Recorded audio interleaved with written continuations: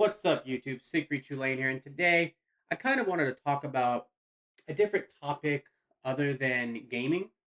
I'm not going to be doing my introduction for this topic either, but I kind of wanted to talk about the. It's been going on for a couple years now, but this weird obsession with spreading false information about other countries from things that they make, lifestyles, sometimes overly positive, sometimes overly negative, but both destructive because they are not correct. Now, oddly enough, I see this mostly based on Japan. And, well, I've little background history on me. I've been living in Japan now for 12 years, 12 and a half years actually.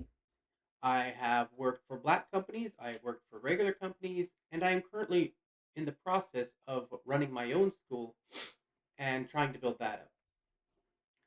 So let's just get into a couple of these videos. Now, I'm not going to show any of these videos because I would have to find them and I don't care enough about them to have to find them. But I do think it's about time we start actually talking about this topic of people posting shorts or even long content about a country and then only using false examples or things that they've heard, but not actually having real experience there. So let's talk about the short content first. If you see anything where it's always like only in Japan or in Japan this, you need to pay very close attention to the items in that video. Most of the times, the items in these videos, these cool inventions, are not Japanese, but are actually Chinese and Korean. And you can tell by looking at the kanji and I don't know what the Korean alphabet's called. The Korean alphabet is always a dead giveaway.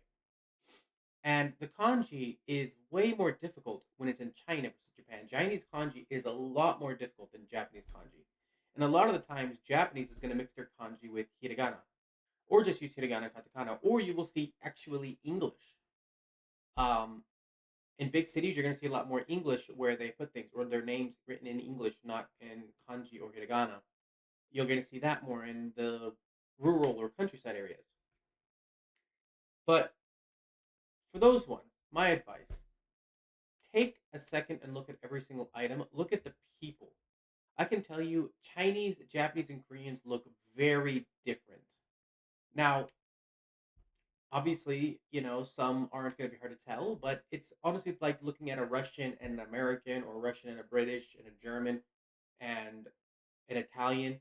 You can tell. Do they look similar? Yeah, they're going to have similar traits.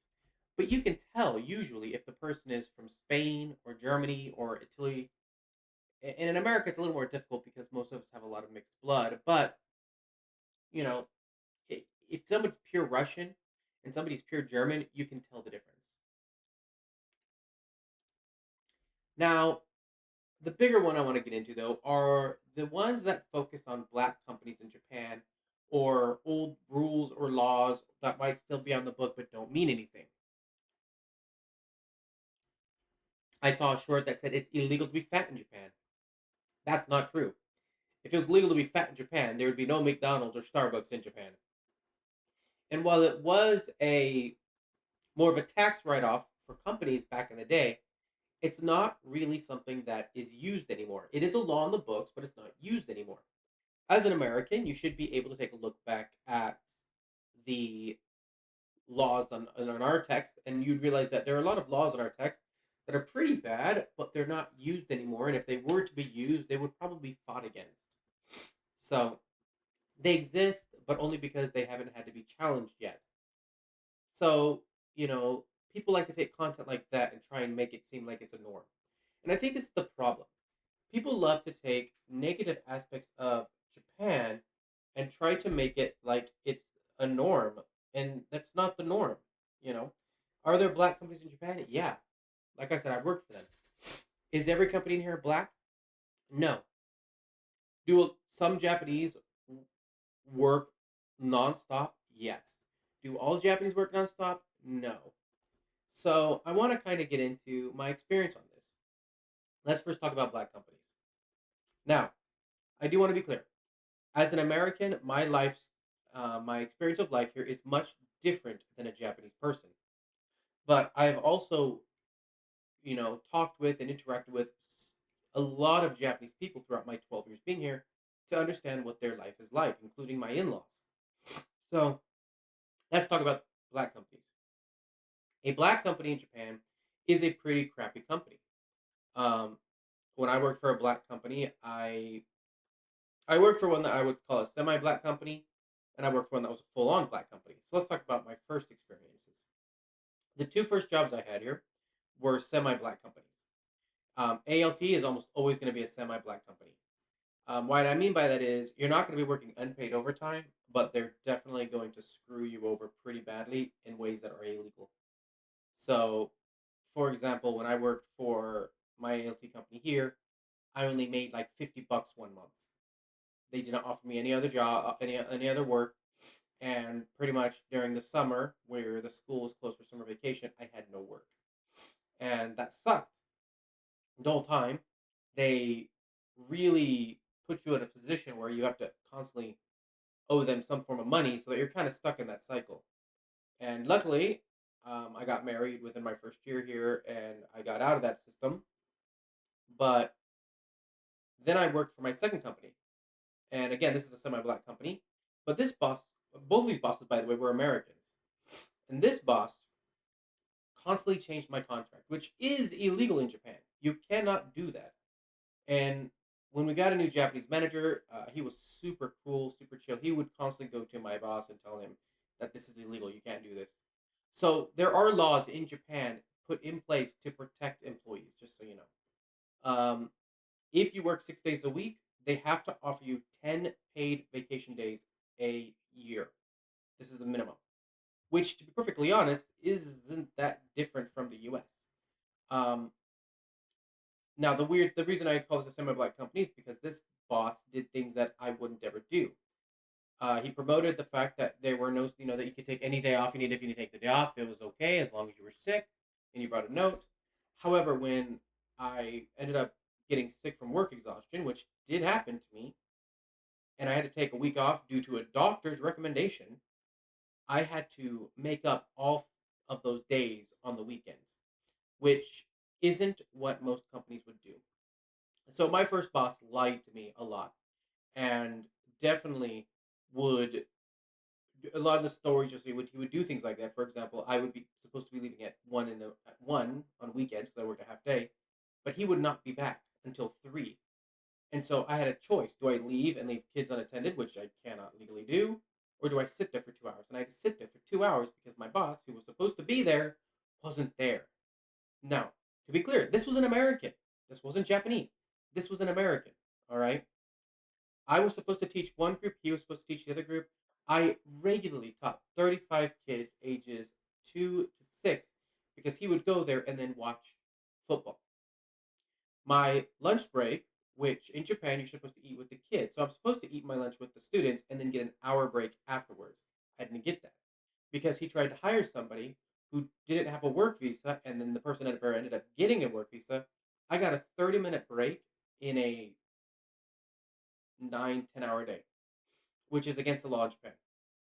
Now, he would eventually fire me too, which was one of the most annoying things ever after everything I did. But again, that was pretty black. That was an American. He wasn't Japanese. He was an American, which shows you that Americans are really bad at abusing that system as well. The next company I worked for um, was another school. This was owned by a Japanese businessman.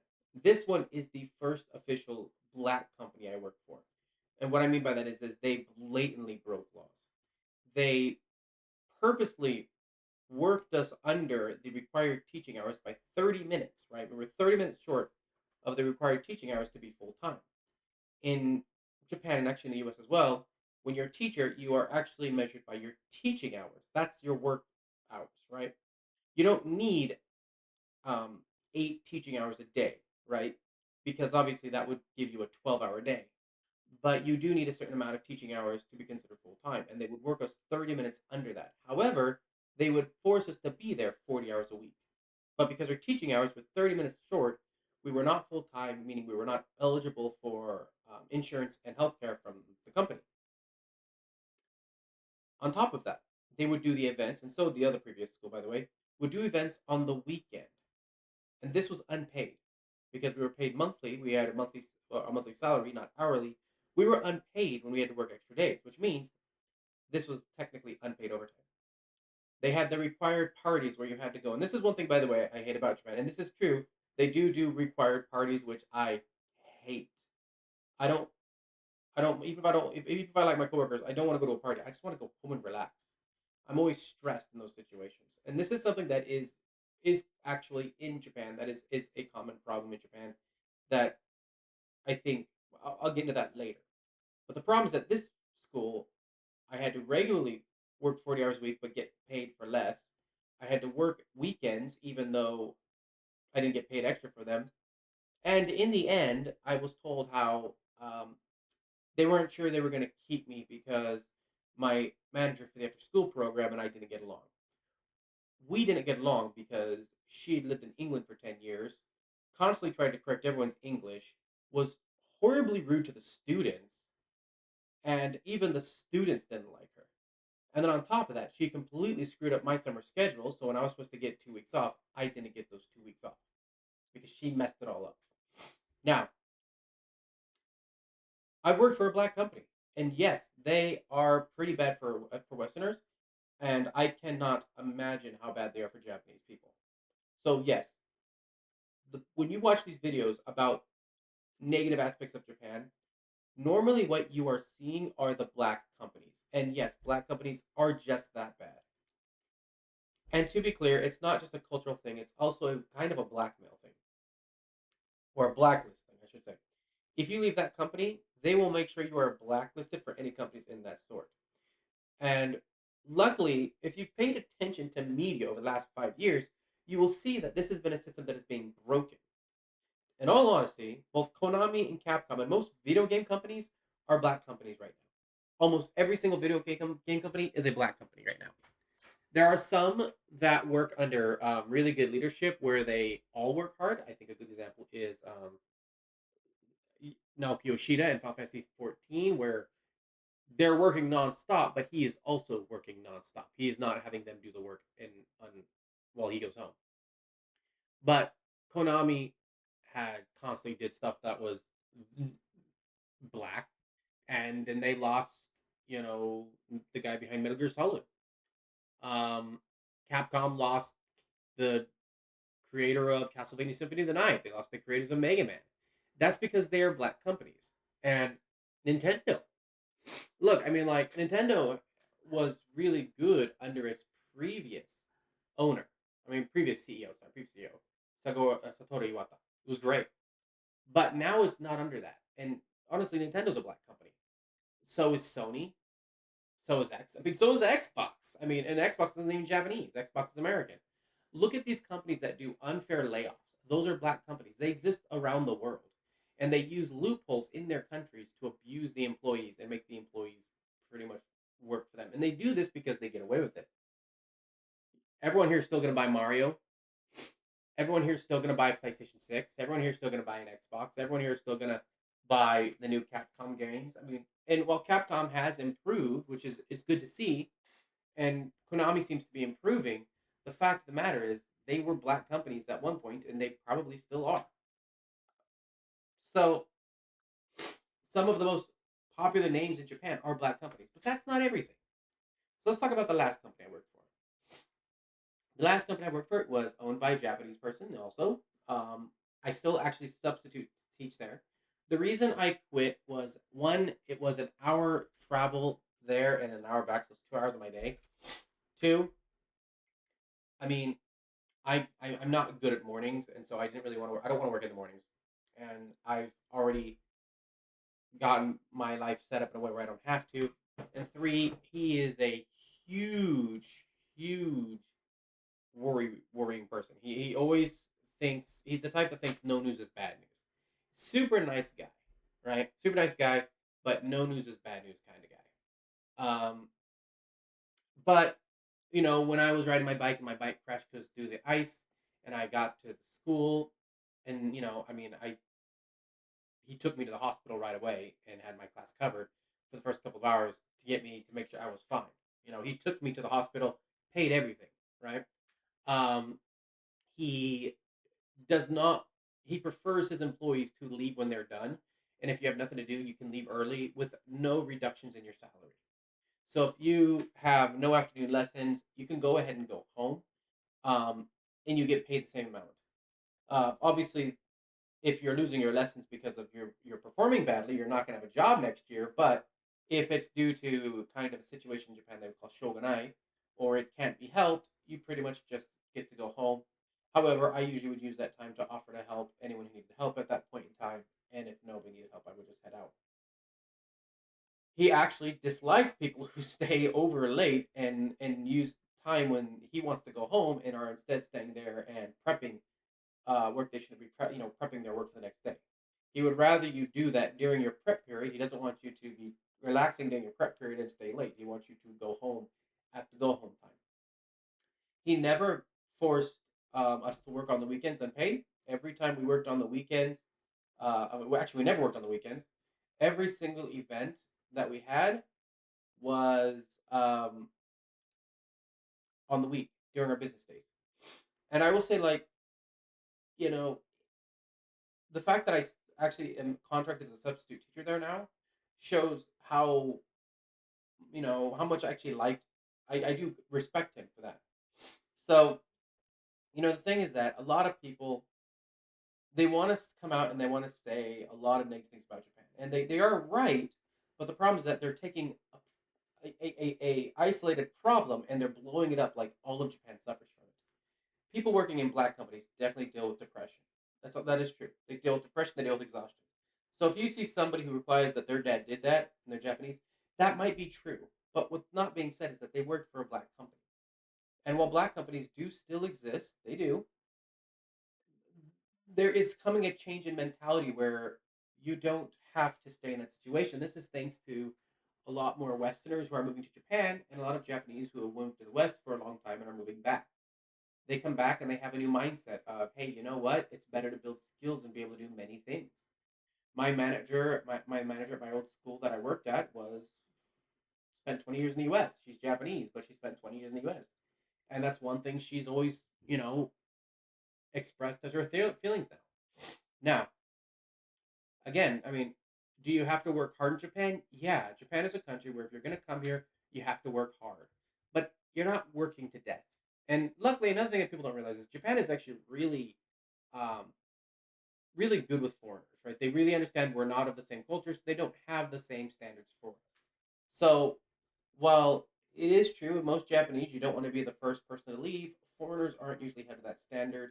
And in like in some circumstances, like I said at my last job, the boss doesn't want you doing that. The boss wants everyone to go home. And while some of the Japanese staff have their own key to the company, that's only because they decide that that's what they want to do. And you know, they work for him long enough that he trusts them to lock up. But it's a lot of responsibility, personally, that I would not want. Um, so it's I would say like high school anime definitely does not portray Japanese high schools correctly. Japanese high schools are a lot of studying. While they do have time that's free, it's mostly studying. But again, I guess I want to end with this, right? A lot of people might say, well, that's your experiences because you're a foreigner. So that is true. But I've also, as a teacher, I interact with a lot of parents. And I can tell you that, for example, one of the parents I work with, he's a doctor. He owns his own clinic, you know, and when he's not working, he's helping his son study. But the thing is, he doesn't have a lot of time to relax, but that's because he's a parent. I mean, think about it. How many parents have a lot of time to relax? We're parents. We don't. You work, you come home and you work because you're a parent. That's how life is when you're a parent. If you, and the thing is like when you're single, you know, you have a lot more time to relax because you don't have anything to do when you get home. So, I mean, I'm a parent. When I'm home, I'm working with my kids half the time. So, but the thing is that he's not at his clinic all day. And again, I know plenty of Japanese people who do not live that lifestyle. Now, one thing that you will notice is that in schools, there is this drive to make their kids study all the time. Again, I wouldn't say this is a cultural thing, but more of a competitive aspect. And you find it bigger in cities than in rural areas. It's not super big here. Um, One of the reasons I enjoy teaching where I live is the fact that most parents aren't pushing for their kids to be the best English speakers. They just want their kids to like and enjoy English. And that's what we do, right? And they want their kids to be able to do it and enjoy it. And they don't want their kids to have, and this is kind of funny. When you talk to Japanese parents, this is really funny. They all hated studying. Like, and homework. All the negative aspects of Japanese schools, they also dislike.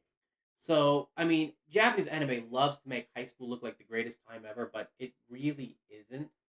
University probably isn't either. You probably work a lot harder in university and in high school than you do when you get into the real work life here. But again, it depends on what company you get into. And, you know, the reason black companies get away with what they get away with is because of the Japanese cultural um, systems of you don't want to create waves. You don't want to be the person who complains, and, you know, if you quit, you worry about what that company will say about you. Yeah, and the trick to that is though, but the thing is that that system is dying. There are a lot more companies who are going to listen to you. There are a lot more bosses who understand that reality in Japan that are going to listen to you. But again, you're still trying to break years of custom of culture. Sorry, cultures. Now, the other thing I want to talk about is the Japanese economy. So, a lot of people, I saw in the video people talking about the Japanese economy, and somebody blamed it on the U.S. Okay, look, I'm an American. I do not condone the majority of things that my government does. All right, look, I love my country. I love. I mean, I think it has one of the richest histories ever. But I do acknowledge that my history has been completely whitewashed in a lot of different ways to make my country feel like it's the best country in the world. And while I like my country, I don't feel that way. However, I did see a comment how they blame the U.S. due to the trying to remember what it was called. Pretty much the after World War II, the terms of surrender signed after World War II. Now this is completely false. That has not destroyed the Japanese economy. And Japan is another thing I've heard is that Japan is nothing more than a U.S. colony. These two are completely false. Number one, in the 1980s, the Japanese economy was actually much better than the U.S. And when I first came to Japan in 2000, was it 2009? 2009, I think. Um, the Japanese yen, 100 yen was worth about a dollar 10, which meant the yen was stronger. However, when I left, shortly after I left, I believe in 2010, you had Fukushima, which was a major disaster and crippled the Japanese economy. Now, the Japanese economy wasn't completely out. It was just the yen dropped by like 30. So it went from 110, 100 yen being 110, 100 yen being a dollar 10, to 100 yen being about 80 cents. But then, because it takes time to fix things, you had Fukushima. I mean, you had COVID. And Japan is huge on tourism. Tourism is its biggest amount of income. In fact, tourism is honestly any country's biggest amount of income because all the money that comes in during tourism is free money. When you're importing something, you still have to pay when you're exporting something, you have to pay like the export cost, you have to pay to build it. But when tourists come, that's just free money, right? Which is why tourist areas always honestly look the richest because they have all that free money coming in. When COVID hit and restrictions hit and tourism died down, it really damaged Japan. And something that should be clear, right, is Japanese people love tourists. They do. They love tourists. They don't like the tourists who come here to make a scene for social media. They don't like the tourists that come here and can't be respectful, right? So let me just say this. If you're coming to Japan to visit, if you just follow the basic human qualities, you're going to be fine. A lot of people look at Japan and be like, oh, well, they don't like tourists because there's so many. No, they don't like tourists who can't look around their environment, see the area, and decide, hey, you know what? Let's do this. I mean, I think a good example. Let's go with one of the more basic ones, the train. Most people on the train are quiet. High school kids get a little loud. Kids get loud because kids are loud. But for the most part, people are quiet. Usually, if you see a lot of people talking, sometimes it could be Japanese, but a lot of the times it's other Asian immigrants. But the majority of people on the train are quiet. So if you're visiting Japan and you get on the train and you look and see everybody's quiet, then talk in a quiet voice. Don't put your phone on loud. Be respectful. It's very basic. It's very easy. You can look around. You can see it. Um, if you go to a restaurant, if you go to a convenience store, just be polite. Be human. That's all you gotta be. If you go to a tourist area, right? Like I remember the one where the girl's getting up into another girl's face and recording because she was dressed like because she's a geisha, right? Look, I mean, nobody wants a camera shoved in their face, and so like you should be able to understand pretty much basically that Japanese people do not want you to come up and shove a camera in their face. Um, as long as you're coming here and being a decent human being, you really do well. They don't mind you. They like you. They just don't like the fact that there's been a recent wave of immigrants, not immigrants, of tourists from the West who are just being complete and giant dicks. And that's kind of what's going on here. So if you come to Japan, you can visit without any concerns as long as, just be polite. You know, police will help you and, you know, station managers will help you. It's not really an issue here. They don't expect you to be Japanese. They don't expect you to do everything perfect. They just expect you to be a decent human being. And you would kind of expect the same thing in America or wherever you're from. If wherever you're from, somebody comes to visit your country and they're, just trying to be as polite as possible and they're, maybe they make a mistake or two, you're not going to care. But if they're swinging on the train poles, you're going to look at them like they're a jackass. So don't be a jackass. It's that simple. And while I do disagree with a lot of things, like a lot of opinions in Japan, which is fine. I do think that a lot of the time, I do feel like some things they view down on that I've heard them view down on is a bit ridiculous, especially for things that I've seen in Japan. Because Japan's not all butterflies and rainbows. I mean that's it's true. Like my piece of advice: never touch any of the poles because you never know which person has peed on them. I have seen it at least 3 or 4 times in my time in Japan of someone just whipping it out and peeing in public when there was a toilet they could have used not even 30 seconds away from them. So my rule: I never touch poles. I just never touch the poles. Um, so I guess I want to close this with a simple thing. If you're watching YouTube and you're seeing a video about another country, don't just jump and believe that. And this goes for this video too. Okay, this video too. Everything in this video is my personal experiences and secondhand information, which means for you it's at best second, at worst third hand information. So do not take any video on another country and just think, oh, that's what it's like. No. Take the time to properly research the information. Take the time to look at things, and look at the reality of black companies. Don't just watch a 20-minute, 30-minute YouTube video, or even worse, a YouTube short, and let that create an opinion in your mind of Japan. Things I like in Japan, things I don't like in Japan, are going to be different from what you like and don't like in Japan. My work experience is going to be different from your work experience. So, my advice is to simply come and experience it for yourself and see what you think in the end. But do not let these YouTube journalists define your opinion of an entire country or its people. Anyways, that's going to be it for today. Secret Lane, signing out.